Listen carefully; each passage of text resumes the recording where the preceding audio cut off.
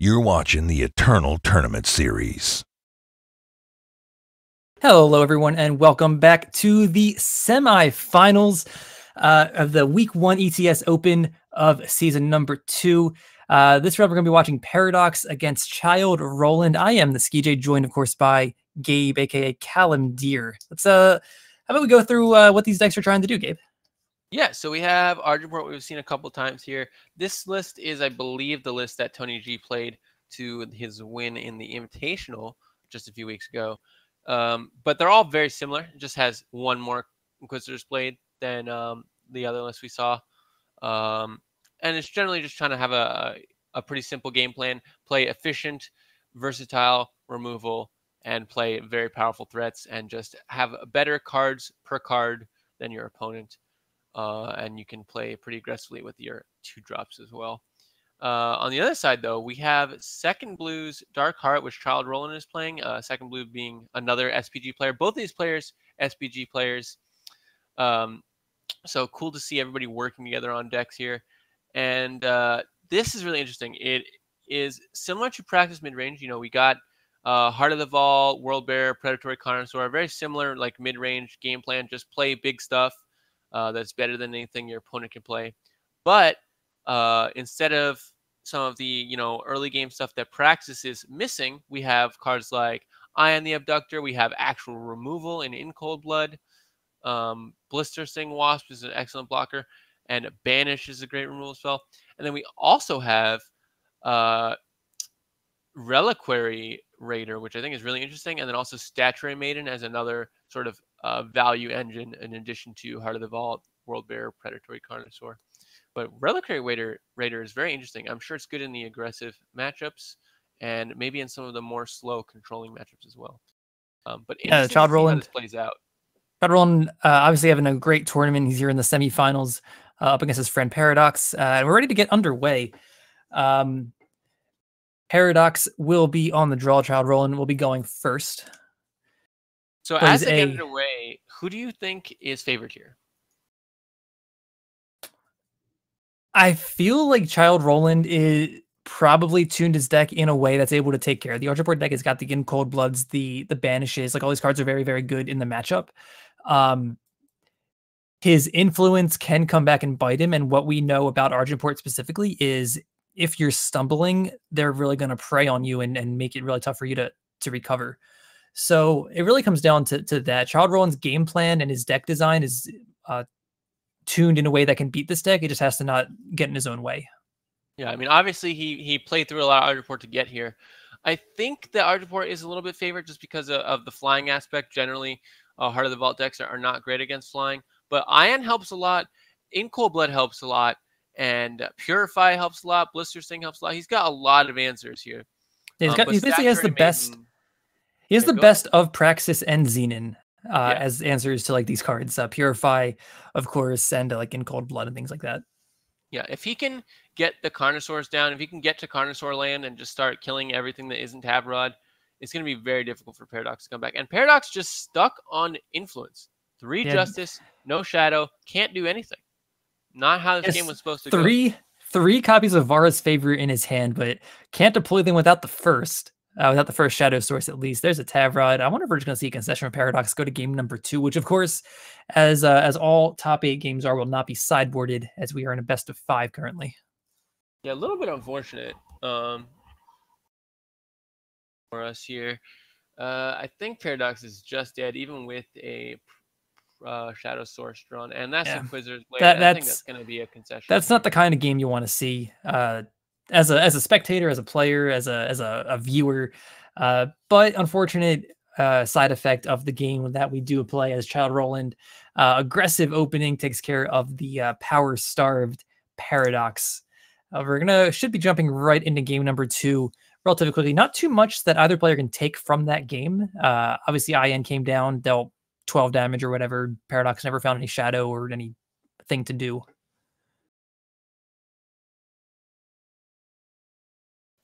But into game 2 right away, and Paradox looking at a triple Justice Sigil hand. I think the PTSD from last game is going to get him to redraw this. Could be wrong. But not interested. Yep. Otherwise, had a very good hand, right? Rip Knife Assassin, our Arc Interrogator, and oh no, redraws into a 2-power hand. I hope he gets but this is playable. All right, we have a 2-drop. We have a Sabotage on turn 1. We're on the draw. This is playable. Okay, we'll get you guys Child Roland's hand in just a moment. Sabotage is the play. Takes out a Dark Return. Child Roland now Dark Return-less, presumably. Plays a Crest. Didn't get to see what he did with it. Like the animation kind of skipped over the actual result of that. But yeah, we're gonna see Unseen Commando come down on turn 3 and then potentially be followed by a second Unseen Commando for a huge attack on turn 4. Yeah, this is what Paradox wants to do. He has a good turn 2 play, really good turn 3 play, really good turn 4 play, and Child Roland using 2 of his torches to take care of the Crown Watch Paladin means that it's going to be much safer for these Unseen Commandos to come down and not die.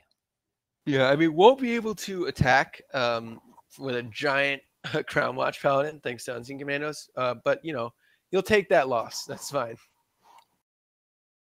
Justice Sigil is the draw for Paradox this turn. That activates his ability to play Auric Runehammer in the upcoming turns as he attacks for 4 with an Unseen Commando. Up to 29, he goes down to 21.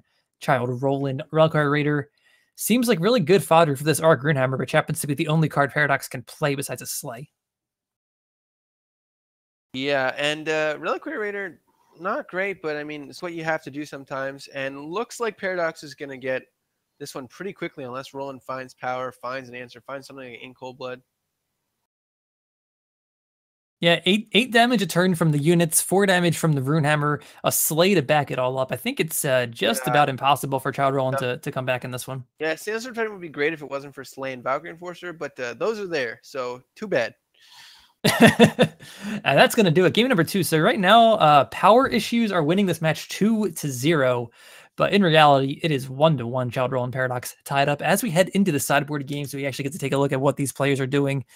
This is really just going to be a best of 3 with sideboards started, right? Because neither player got to do anything in the first 2 games. Basically. So let's take a look at sideboards then. Why don't we? What does Second Blue have in his sideboard? Because that's, I think, the more interesting deck. Well, Child Roland is playing Second Blue's deck to be clear, but yes, excuse me, Child Roland. He is looking at a second copy of Dark Return to go with the 1 in his main deck, 3 Annihilates, 2 Zenith Initiations, the whole playset of Dawnwalkers. He doesn't have any in the main deck. 2 copies of Scorpion Wasp, the 4th in Cold Blood to go with the 3 in the main deck, and 2 copies of Zenith Obelisk. What I've seen from him in the I got to watch him play a matchup against Moment of Creation. He brought in the Zenith Obelisks. I think he just wants to use them in matchups where he needs to get taller to tussle with like bigger units. And I think this might actually apply considering like Tavrod and Crownwatch Trader are units that are tough to block for him otherwise. It's possible. I don't think this is a Dawnwalker matchup. I definitely think this is an Annihilate and in Cold Blood matchup more than anything. And potentially even Scorpion Wasp. Yeah, I think Annihilate and Cold Blood are definitely coming in. He might just want all the removal, like Zenith Initiation, Dawnwalker, or not Dawnwalker, but also Scorpion Wasp are also pretty reasonable here. The thing is a limit to how much other stuff you can cut. And Zenith Initiation gets bad once you start cutting other units. So I don't know. I don't think you want to cut Temple Scribe. I think Temple Scribe's fine here. Yeah, I like Temple Scribe a lot here. I don't think Reliquary Raider is really at her best in this type of matchup. Yes. So like you can easily cut her for something. Statuary Maiden isn't amazing. Good, it can be okay. It's too slow is the problem. Right. It can be okay, but yeah, go ahead. I was gonna say it can be okay, but yeah, like you were saying, is just a little bit too slow, and it's not like Paradox really cares too much about his Void anyway. Yeah, exactly. It's not Scream or anything like that. Looks like players are in game. They were probably prepared for this matchup for sure. Yeah. Quickly run down. Side. Yeah, go ahead. Quickly run down Paradox's sideboard. He's got a Finest Hour of Sabotage, a whole playset of Annihilates, 2 Protects, 4 Vanquishes, 2 Arc Runehammers, and an Inquisitor's Blade. Yeah, Annihilates are okay, I think, but you don't want all 4. They do answer Carnosaur the turn it comes down. They do answer Titan, which is pretty important. But other than that, they're a little bit hit or miss. So I think 2 is the most I'd ever consider bringing in. Yeah, 2 is a good number. He's got to decide if he wants the Sabotages. He probably wants the Vanquishes. And Runehammer's reasonable in the matchup, but he's probably okay with the 2 in the main deck. Yeah, so this hand is a little rough from Paradox. Still going to be able to play out these interrogators, like you said. Child Roland though, not as much going on. Torture is going to be pretty good. Actually, excuse me. There's the Seed of Impulse, so he's going to be able to play out pretty much everything he wants. Torches, Annihilate's going to answer everything. Drawing this extra Banish as well, going to be very difficult for Paradox to stick a threat. And then this got this World Bear Behemoth, which is a good threat, but it does die to Annihilate, and obviously everything dies to Slay. Everything does die to Slay. Fourth power is the draw for Paradox. Unfortunately, Child Roland does have the second Torch. That's going to answer the Crown Trader before it flips and becomes a 3/5, which means Ian's going to come in, deal 3 more damage, gain 3 more health, and Child Roland is able to play an undepleted Time Source, which is a World Bearer Behemoth. So Paradox actually able to play 2 cards this turn, which is pretty critical. But man, Ian is just so good against Argeport. Yeah, it really can be in situations where Argeport kind of gets off to a bit of a slow start like Paradox did here. Paradox does have an answer. He's got the Arc Runehammer. He's got Slay. He's got Valkyrie Enforcer. It's just he doesn't have enough time to really deploy all of these cards because he's a little bit choked on power, a little bit bottlenecked. However, Roland is running out of cards. He's played all his power. He's played basically all his removal. So as long as he doesn't rip, Carnosaurs and Heart of the Vaults, which, man, he sure has a lot of, Paradox can definitely grind his way back into this game with all of his 3-drops. But it's going to be difficult with this extra World Bearer coming down. Roland plays out his last card. It's a Shadow Sigil. He had a World Bearer Behemoth as well. Slay is going to take care of that. Paradox can't quite play 2 cards this turn. If he draws an undepleted power, he will next turn, but he's going to fall down to 10 in the process as Child Roland finds another removal spell. It's a Purify. This is getting really difficult because even though, Paradox can play answers and have multiple threats out and start getting the hurt back on, Roland just has such a huge life lead that even if Paradox gets board control, which he still doesn't, it's going to be so many turns before Roland is dead that Roland will very likely draw into something like a Carnosaur. Yeah, I mean, really any Haymaker from Child Roland's going to be good enough. We're going to see another Ian come out here, which with an undepleted power can ultimate, get back a large silenced World Bearer Behemoth. Or just draw a World Bearer Behemoth, You can also just draw it. I mean, why not? It's the same thing. The attack's being made here. 2 cards left for Paradox here. Paradox trying to decide if he wants to take a double block on this Ion. He only takes a single block. That means this Unseen Commando will get some attacks in if he really, really wants to. How good is that going to be? Afford to attack remains to be seen. Yeah. Wow. World Bearer Behemoth actually represents just lethal, right? Like Paradox can play a blocker, but the overwhelm damage is probably going to be good enough. Maybe not. Maybe if he just like double chumps with like Crown Watch Trader and Unseen Commando, he can survive at 1 or something. But it's pretty bleak from Paradox's perspective here. What is the line here? Am I missing something? Like lethal to me. This is lethal. You put the 5 health in front of the World Bearer Behemoth. You take 1 overwhelm damage and 6. Otherwise, you're gonna fall down to 0. All right. I think Paradox knew his goose was cooked, and he just wanted to get that last attack in. Yep, down to 0 he goes. That's gonna do it for game number 3. Child Roland takes a 2-1 lead in this best of 5. The Dark Heart deck has looked impressive in the 2 games that it's won, and obviously in the game that it lost, it was just kind of stuck on power, didn't get to really do anything. I mean, it looked pretty impressive versus 3 Justice Influence, let me tell you. It looked real good. Turn 3, Ian against nothing? Yeah, sign me up. I just want every game on ladder to be that, but I don't want to be the Justice guy. I am the Justice guy. Oh, okay. This player's got... They got back in the game pretty quickly, yeah. So a Tavrod heavy hand there. We're gonna send that back. Now 2 power plus things to play, and the monument as well if needed be. Ties a scout on turn 1. Top card's a Rip Knife Assassin. That card's gonna stay right there on top. Paradox likes that as potential turn 2 play depending on how he feels on turn 2. He's got the Paladin as well. Or turn 3 if he needs to play out that Monument. So I actually really like that second 2-drop. Justice So Sigil. here comes the Crown Watch Paladin first.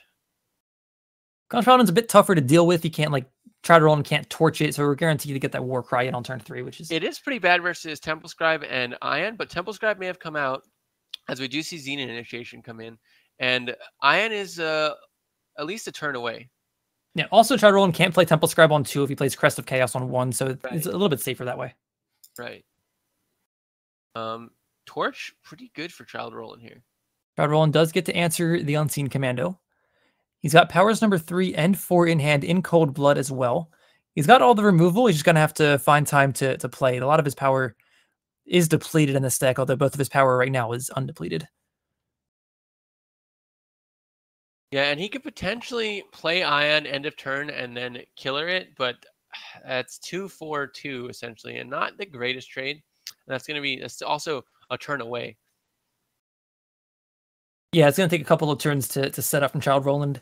He looks like he gave some thought to like end of turn Annihilate to break the Aegis so he can in Cold Blooded on his next turn. He ultimately decided not to do that. He's going to probably go with that Ion killer play, which does work, but again, you're taking a lot of damage in the process. Yeah, I mean, he can also just play Ion and attack and gain 3 with it and then be sort of winning that race, but Paradox already at 30 life. I don't think that's a great play either. No, Paradox sitting with 2 removal spells in hand, also Vanquish and Slay. So even if Child Roland does draw something along the lines of Carnosaur, Sandstorm Titan, things like that, he's going to have a hard time getting them to stick. Paradox with a couple removal spells in hand. So this game is going a lot better for Paradox, obviously. As we see Ion come down, and we're probably going to see, well, we could see Banish and Ion, something like that. But I expect to see the Initiation come down because Paradox's deck is full of removal. Child Roland knows that, doesn't want to play into it, and also just wants to guaranteed gain that 4 life. Yep, get that 4 health, get the Aegis unit out of there. You probably have to use 2 cards to deal with the Aegis guy anyway, so it doesn't hurt too much. And now if you draw one of your 2 Dark Returns, you have a killer Ion. Wow. Well, that is a pretty good Warcry target, let me tell you. That is a very, very good thing to hit with Warcry. Child Roland has to let him draw the card at the end of turn before he has a chance to banish it. But Paradox now out of threats, and Child Roland has not really played any targets for this Slay or Vanquish, so kind of keeping Paradox at a disadvantage through that. And Cold Blood's going to get rid of all the Valkyrie forces, which is kind of perfect because his draw for turn was Dawnwalker. So he doesn't have to worry about that ever getting silenced. Well, brought in Dawnwalker. I guess it just, expects the matches to be really grindy. And correctly so, I think. I mean, Dawnwalker is your first slayable, vanquishable unit that you play. Feels pretty good. Yeah, Child Roland right now in a pretty good spot. Paradox just draws a power for a turn. Yeah, I mean, although so does Child Roland. We got to the point in the game where Child Roland should win. If you get this late, Child Roland has the advantage. I mean, that's not saying the game is over, but Child Roland has executed his game plan and gotten to where he needs to be to win the game. It's just up to the top of the deck now. I mean, both players in top deck mode. It's very either player can still take control of this game. Although Carnosaur goes a very, very long way in Child Roland's favor. Gets back a Dawnwalker, kills an Interrogator. It's going to get vanquished, but it generated some real value there. Simply getting back Dawnwalker was kind of a big deal. And, I say, it's up to the top of the deck, but Child Roland's deck is full of... The top of his deck is very likely better than Paradox's. Yep. Exactly. And that's why he engineered this situation. Child Roland still some Heart of the Vault in his deck. They haven't shown up yet. Paradox all the way down to 12 power for turn. Chronomod's Trader, not the worst. It gets in Cold Blooded, unfortunately, but Paradox's perspective, it's got to be nice to have this. And wow, playing that Scorpion was for damage? That's interesting. Yeah, maybe he wanted to give himself an opportunity to draw like World Bearer Behemoth so he can play it. And also in Cold Blood and he's just thinking ahead. He knows. That's very interesting. Alrighty. If he played a Crest the turn before, that would make a lot more sense. But yeah, wow. Paradox looked pretty dominant at the beginning of the game there, but that's just going to be, I think, 3 games for Child Roland. So defeating another Argenport player on that Dark Heart deck, moving into the finals. Yeah, Child Roland putting on a really impressive showing in this tournament. We got to watch him a little bit in the earlier rounds of the tournament, had a nice showing, and obviously he's in the finals, so he's doing something right.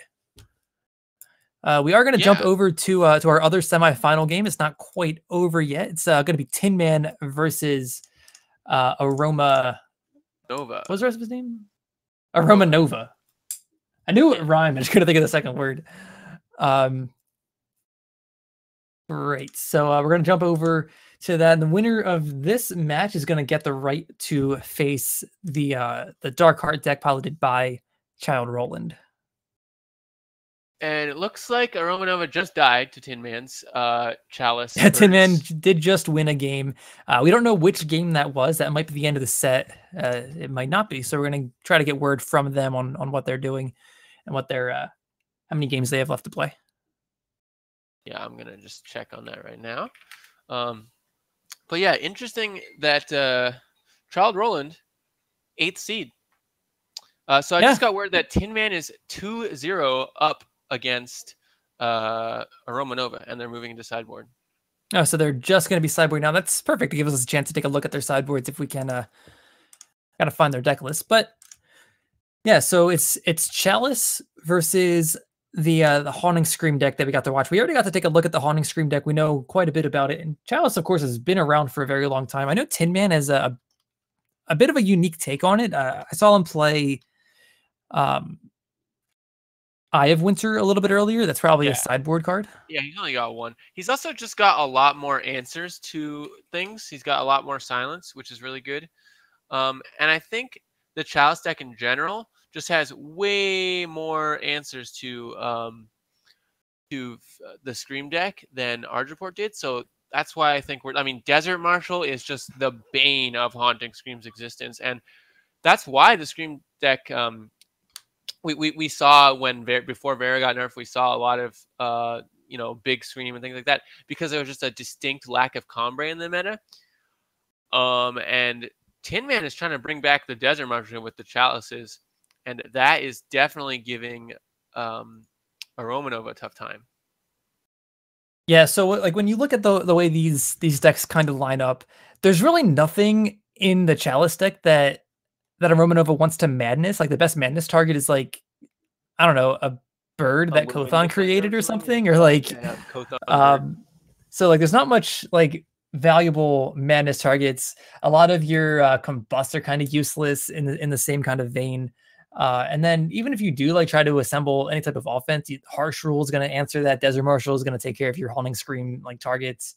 And like eventually you're just out of cards, and Chalice is not. Yeah, especially if he sideboards in that Lumen Reclaimer. Lumen Reclaimer is a great way to shuffle your opponent's Haunting Scream Void into their deck if that's a route you want to take. Oh my god! Wow. Oh yeah. Oh, you got Gorgon Fanatic in there? No, you don't. Right, it's target Void. Whoops. Shuffle a Void of your choice into its owner's deck. That is a card. Let me tell you. He can also, there's probably some thought to Rain of Frogs. I'm not sure how good it is against the Scream deck. Like targeting one of their like few cards that matters is a pretty big deal, but ultimately the Scream deck is ultimately a early game tempo deck, so I don't think Rain of Frogs is ideal against them. Right, but if you are able to rip out like Haunting Screams or things along that line. Sure. But yeah, it's probably not worth it when you have so many silence effects already. So they are in game.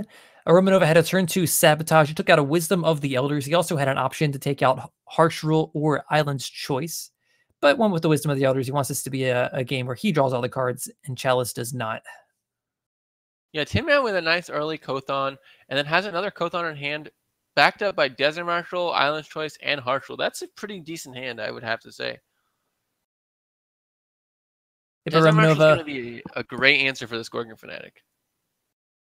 Yep, Aroma Nova just playing a crest there. Doesn't have anything else to add to his board. Kothon number 2 comes down, whatever. Comes online, comes down, yeah. Gets up on the board. So a loot effect from Nocturnal Observer is going to send Gorgon Fanatic to the Void. No way to recur it quite yet. No Haunting Scream or Dark Return in his hand at the moment. Attack for 2 from Kothan knocks a Romanova down to 23.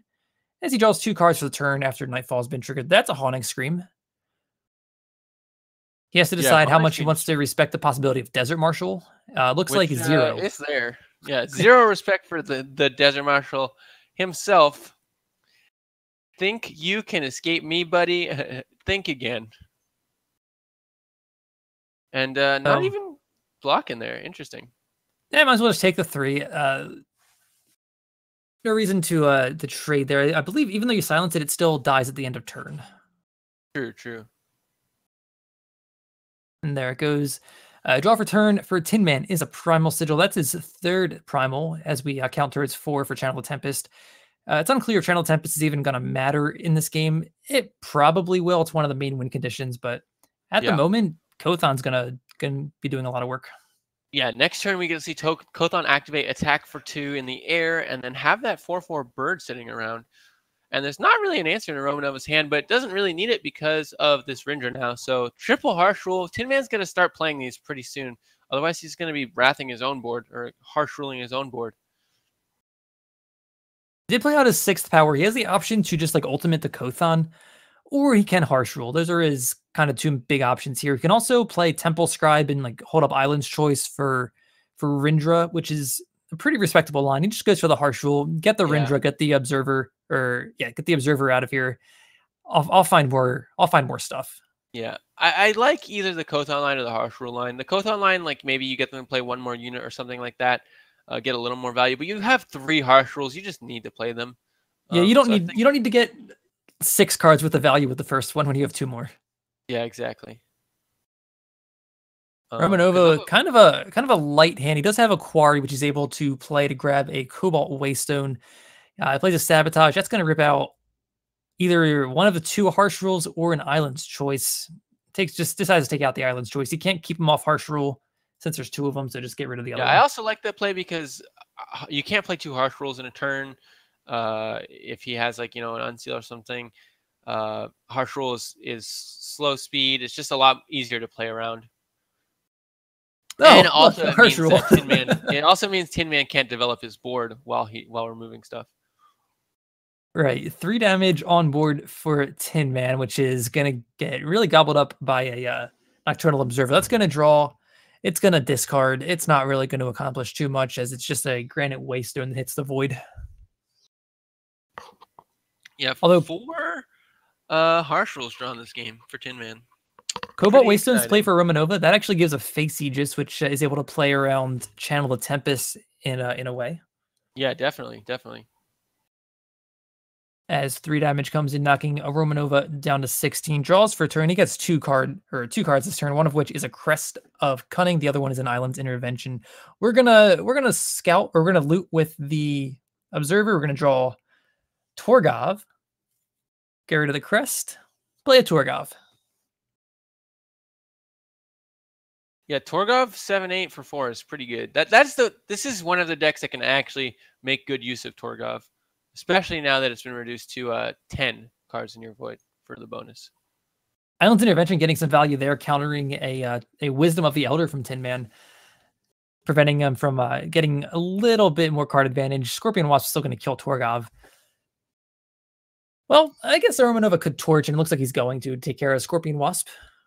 I think with 3 Harsh Rules in hand, you might have just wanted to chump, but who knows? And we're going to see a Harsh Rule come out here. Eternal Observer is going to eat the Amber Acolyte, take 3 damage, Harsh Rule, with Temple Scribe as a follow-up. Being the first person to get to play something onto a Harsh Ruled board is pretty big deal if you're the one that plays it. As it's just a lowly Temple Scribe, but it's something. Power number 8 is the draw. Tin Man really needs to draw a Chalice, otherwise he's just going to run out of cards. He is kind of running on empty right now, just a couple of Harsh Rules. Yep, this Scream deck doesn't have, the late game, doesn't have Carnosaurs, doesn't have Mysticus and anything like that, but it has so much card selection that it can really still pull stuff out in the late game. Yeah, you'd think eventually he's going to have to draw Gorgon Fanatic or something that can really push him ahead in this game. Yeah, As Justice Sigil is the play for Tin Man. That's power number 9. 2 cards this turn, one of which is an Amethyst Waystone, the other one's a Strategize. We can see a Strategize come out here. 2 cards in, 1 card out. And wow, Devour and aReNGee are both good cards here. You can actually play them both this turn. I don't believe he's played a power yet. So play out the Waystone, generate, well, you get Nightfall off of aReNGee anyway. Yeah, I think I would have liked keeping the Granite Waystone to Devour Granite personally. I think he maybe overvalued Nightfall a little bit, but you know. Yeah, he was going to get Nightfall off the aReNGee no matter what, so it doesn't actually matter. There's the Chalice from Tin Man. He can start trying to close the door on this game. As soon as he wants, he can harsh roll first if he wants. He can harsh roll later on. World's kind of his oyster right now. Yep. Man, if only he had an extra Granite. Wouldn't that be nice? But yeah, Devour pretty good, like you said. And still one more harsh roll, and finally the Chalice comes down. I think we're going to see Tin Man take over this game with that Curator on top. Yeah, Archon Curator is pretty ideal from his perspective, I think. Haunting Scream is among the draws from Aroma Nova this turn. He's got Nocturnal Observer, Granite Drone as well as potential plays. He can just dump his whole hand if he wants. I don't believe he has any great Scream targets, though. He can get back a aReNGee, just like gain some health, or a Torgov to deal 7, but other than that, he's not great. Yeah, I'm excited for Chalice to get going with this Lumen Defender and everything. But yeah, look at this Torgov. Holy cow. Torgov also has that hidden bit of text that no one knows about, where it actually gets to draw a card and discard a card whenever it's the enemy player. I have not forgotten about that. Torgov and I, we go way back. Okay. I can't remember the last time I've seen Torgov actually hit someone. So we get to bin a Gorgon Fanatic, devour the card that's going to die anyway, draw a couple of cards, Haunting Scream among them, and now that there's a Fanatic in the void. Yeah, I mean, this is what we were talking about here, where even though, you know, it doesn't have cards like Channel the Tempest, it just can play so many cards, can go through so much of their deck that Aroma Nova still has a late game. Yeah, now Lumen Defender still comes down, gains 5, draws a card. So going up to 15, but I mean, that one card you draw kind of has to be Desert Marshal, right? Otherwise, you just give up 3 cards. Basically.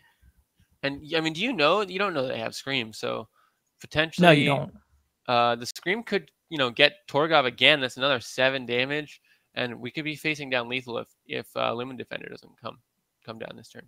Yeah, Romanova could potentially still draw like a Dark Return to get back. Oh my god, if he draws like Dark Return to get back the Screaming Torgov, does he still have enough power to play Haunting Scream? I believe he will. That would just be game, most likely. Yeah, really excited to see what Aroma Nova what Tin Man goes with here, because it could be the game very easily. Yeah, I think the play here has to be just like Lumen Defender, activate Chalice, draw a card. I wouldn't have hated Harsh Rule into Lumen Defender, and then you can Chalice next turn. Sure, that works too. He went with the gain 5 health up front, draw a card. So there's 4 damage on board. There's more in hand. Aroma Nova knows the coast is clear. There's no Desert Marshal power available. As instead of getting the Gorgon Fanatic, we're just going to hit for 7. Down to 4 goes Tin Man.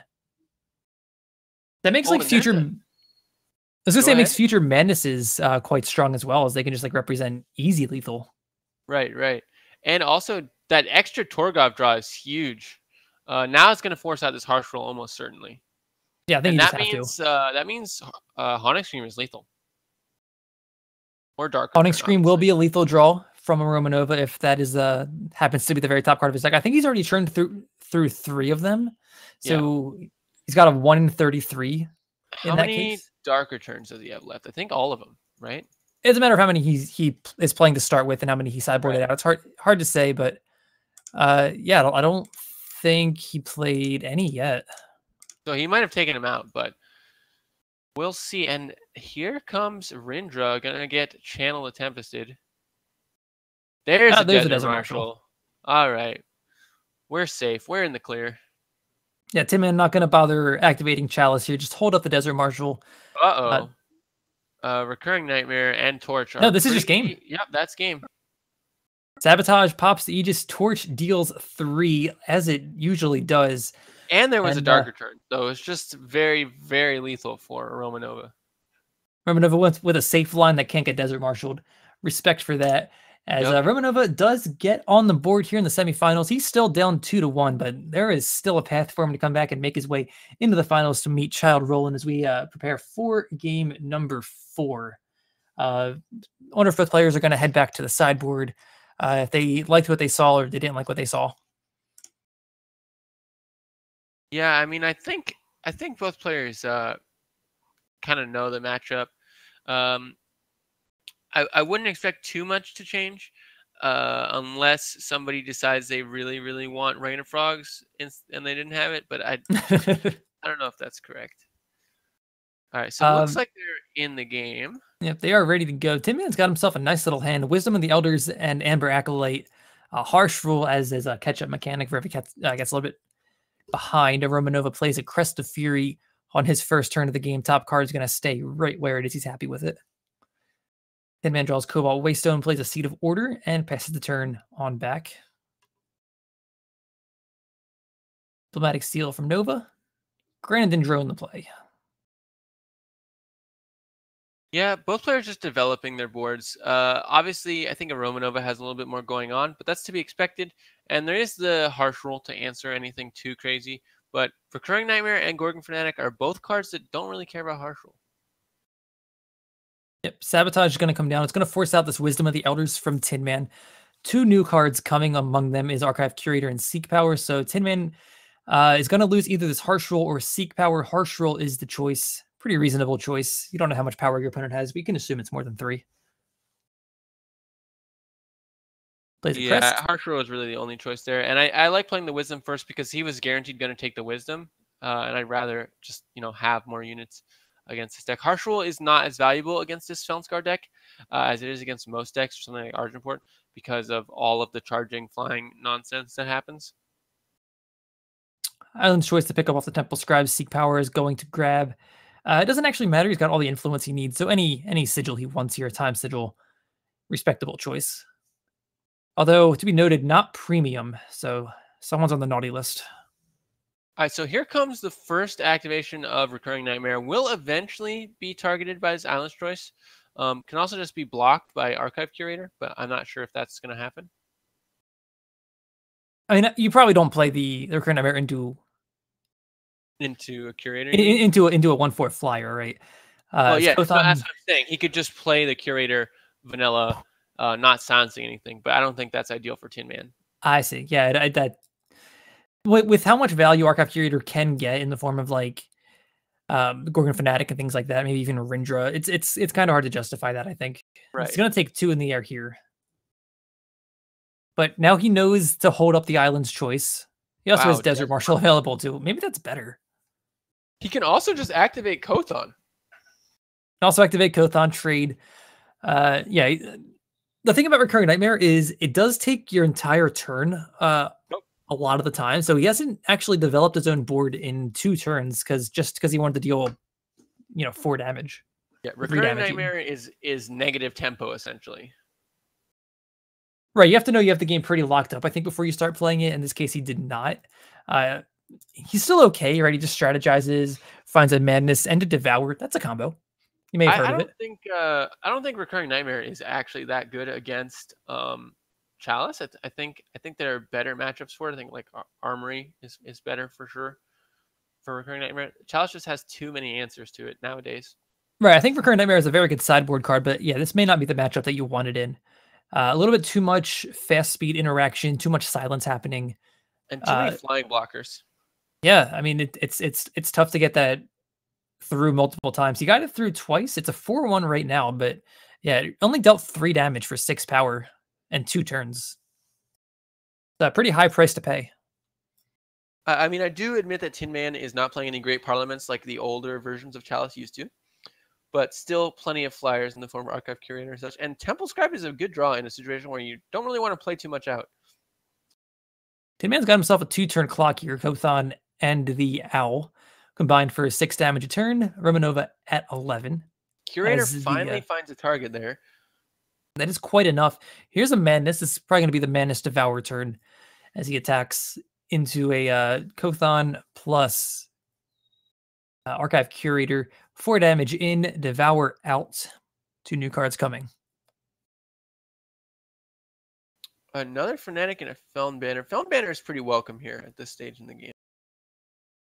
Yeah, he kind of wants to get a little bit more power so he can start playing out multiple cards in the same turn.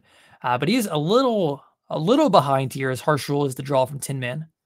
Attack for 3, knocks aReNGee down to 10. Seek Power is going to grab the 10th power. Tin Man really needs to find a Chalice because he will run out of cards pretty soon. I mean, he is just winning with this Kothon, but that won't last for too long. Here's the Recurring Nightmare. Okay. I think he is trying to play with this Dark Return. I think he's hoping, okay, he just chumps with Kothon. I'll Dark Return or Scream it back and it'll be fine. But Desert Marshal says no to that. And that Recurring Nightmare is gone for good. Well, one thing he might have been trying to do is actually bait out a Desert Marshal because he does have this Gorgon Fanatic in his hand that doesn't want to get silenced. Yeah. So there is a world where he just played that out as silence bait. But I think once your follow-up is not Gorgon Fanatic, you kind of give that up. Although he does have that Haunting Scream to get back. So maybe that's his play the whole time. He wants to Haunting Scream the Fanatic next turn. Yeah, I mean, he needs to get... he needs to find some way to get through this Kothon. Is the problem. He does now have the Islands Intervention, which will do it. Yeah, so this is the turn he was waiting for. He took a couple of turns to set it up, and this should be the payoff turn. You Islands Intervention, take care of the Flying Kothon. You can Haunting Scream back the Fanatic that you just put in the Void. Draw 3 more cards, gain 3 health, and start comboing off that way. I think it's a little bit too late though now. It could be, but with 2 Dark Returns in hand, he might just be trying to run this Fanatic into the right. All the way into the finals. This could be very interesting. So what we might see happen is aReNGee try and go for this play the Dark Return out, get the Fanatic out, and then have it run into Island's Choice. But I think aReNGee now just has too much power, too many cards in his hand, that he's not going to be stopped by an Island's Choice. It won't take up his whole turn. But here comes Channel the Tempest. Channel Tempest is actually this is a lethal play, right? No, he can only force 1 damage in. Like attacking with everything. Yeah, still only gets you to 1. Yep, not quite dead. But there's a lot of Nightfall in aReNGee's deck. Trying to decide if he wants to put him to 1. The answer is probably. I mean, yeah, there's so much Nightfall in aReNGee's deck that you just lock him out of so many cards by putting him to 1. Yeah, and you have the Island's Choices. Like you're going to be okay on that front. Wow. Let's hold it back. He doesn't play it. Respecting the possibility of a second Haunting Scream. True. Yeah, that's true. I guess if he does have a second Haunting Scream, which he does, you don't get that Nightfall lethal. He gains 3 life, goes back up to 4. It's not really worth it. So, I got a little overexcited. The aReNGee goes with the Torch.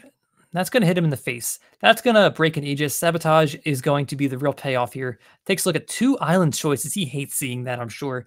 Island's Favor and Harsh Rule. Yeah, he's got to be happy about none of this.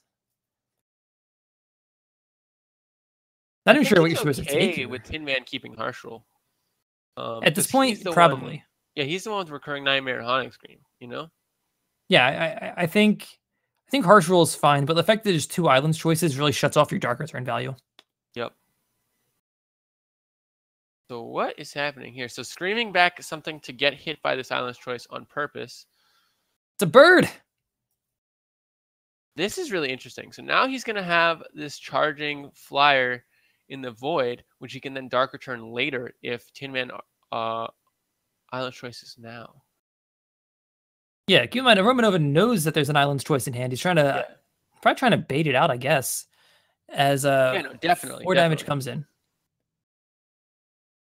I mean, that was definitely the play there, and there wasn't a bigger unit, so that's why that was made.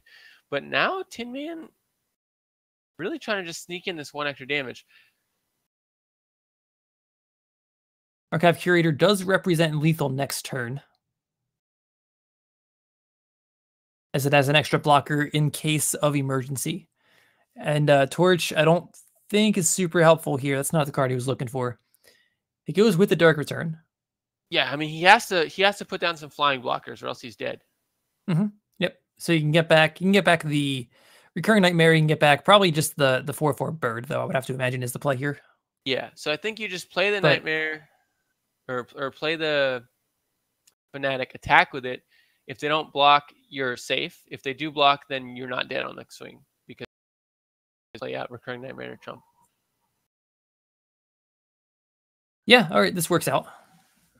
Very good line from aReNGee, trying to find his way towards lethal however he can, as he does get to attack with this Gorgon Fanatic next turn if he wants, right? If Tin Man wants to attack with the 1/4, obviously aReNGee has to chump with it, but that means Gorgon Fanatic is going to give him a shot at drawing some extra cards and gaining some extra life.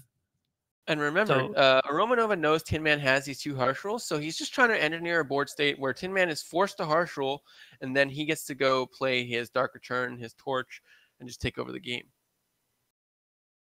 Or even end the game. Yeah, so we did get to the harsh roll part of the game. There it goes.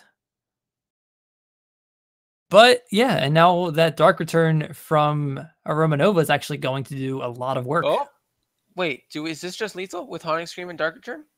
Oh my god. I believe so. Wow, that is a wow! What a draw from aReNGee. We're 2-2 here.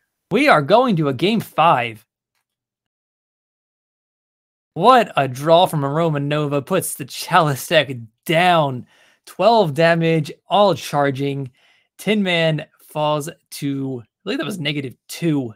Either way, 0 or less is the goal. Yeah, plays that super well. Yeah, definitely a very, very well played game from aReNGee. That was put himself in a position where he was able to win the game that turn, drew the card he needed, and eventually got there. Yeah, excited to see how this game 5 turns out, to see who moves on and faces Darkheart in the finals. As players are now in game 5, aReNGee on the play.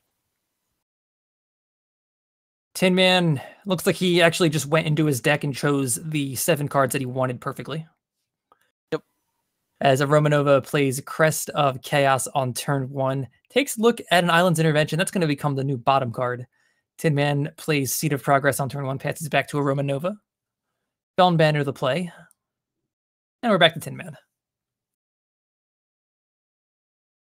So Tin Man able to play this Temple Scribe on turn 2, Amber Acolyte on turn 3, you know, just doing general Chalice stuff, even has a Wisdom.